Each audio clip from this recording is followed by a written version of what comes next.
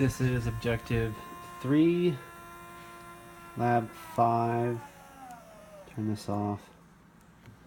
And it needed us to set up the potentiometer to, and this code will be in the report too, all the code will be on the report, but regardless, the objective was to set up, according to this, set up a DC motor with the motor speed control, and the pulse width modulation signal would vary the input.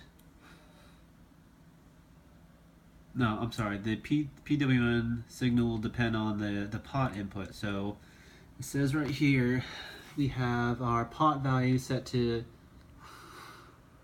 0, and our pot out, or PWM out value set to 0, and we have our output set to pin 9, which is our PWM pin, and we have a serial monitor to show the values that's coming out of the pot.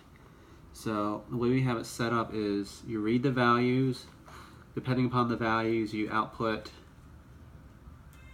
from the originals of 0, 10, 24 to a range. So it's a range of 0 to 24 and an output to a range of 0 to 255.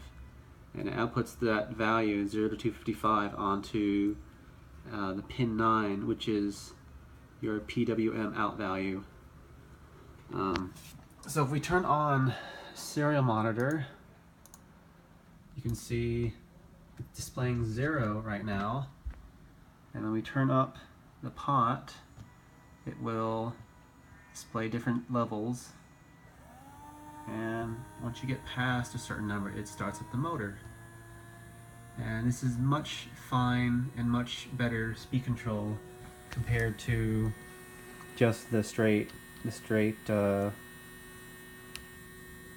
just this, because it allows a greater range of control and values to start the motor. You can turn all the way down. Before it was just all the way, essentially max.